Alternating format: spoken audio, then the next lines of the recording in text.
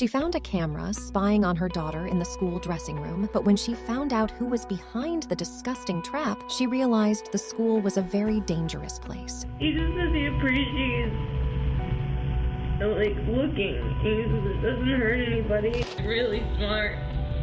He's really smart in a scary way.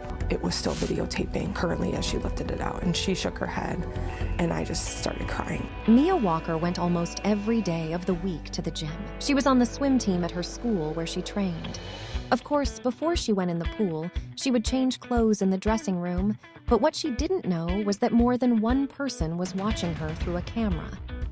Until one day, her mother happened to be with her and discovered the unthinkable.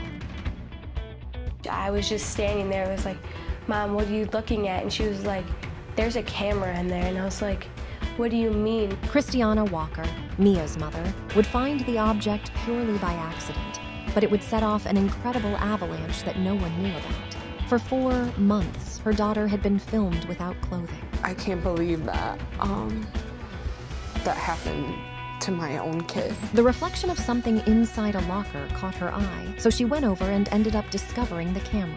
I was in shock, like absolute shock. It was still videotaping currently as she lifted it out, and she shook her head, and I just started crying. Christina called the police immediately, and when they went through the camera footage, they discovered something terrible. It was the exposed face of the person who'd put it there. I just thought, how could a mom do this to another mom? However, this discovery was only the tip of the iceberg of something that hid a sordid espionage plot. Melissa Wankenbach wasn't doing this alone. She had a henchman who was the mastermind behind it all. He's really smart.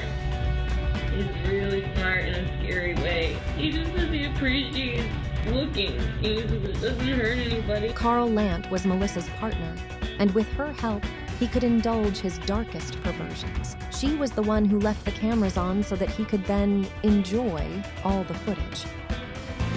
The camera would be hidden.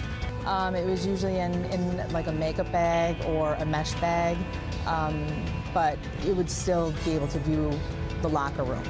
And she would just leave the locker room door open. The terrible thing was that not only was there only one camera, but there were several set up in different lockers. It was a very well thought out operation and, so far, perfectly executed, and nobody suspected anything. But of course, once the whole thing was discovered, Melissa would start her work to disassociate herself from what she was doing. In a way, she wanted to say that she was just another victim of her boyfriend.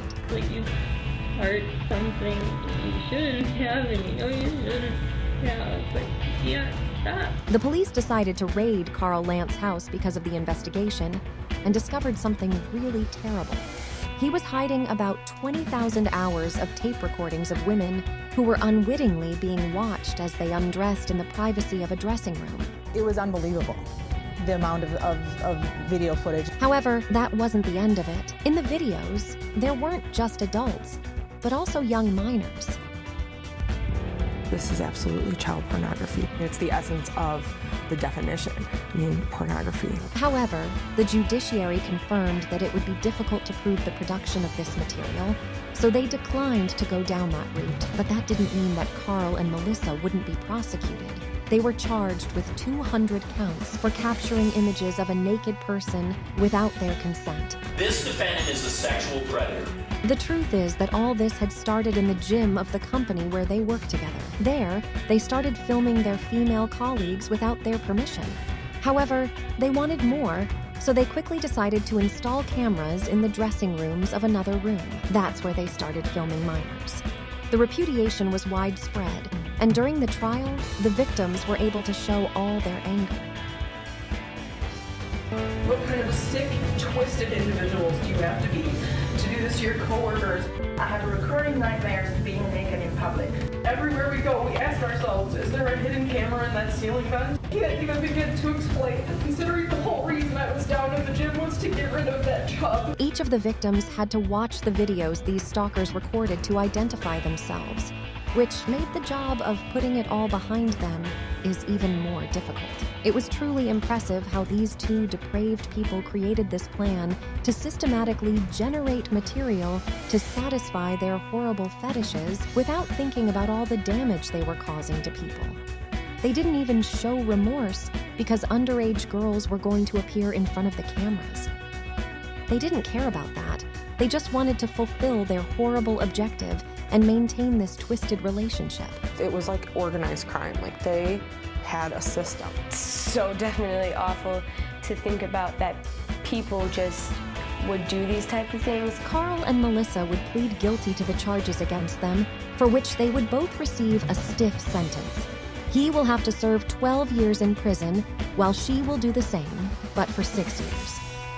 Carl Lant today was told he's going to spend a little more than a decade in prison, but he's going to be supervised for the rest of his life. The judge said that he's forbidden to have electronic devices and recording devices to make sure that women are never violated again.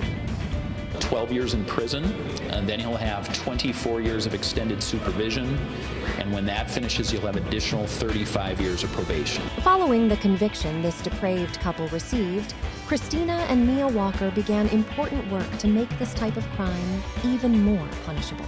Both mother and daughter wanted to make sure that this type of situation would never happen again. You can change a law. That's what we learned. You know, we were a team of two, and we went in with one mission to strengthen the punishment of the crime, and we just didn't stop until we had what we wanted.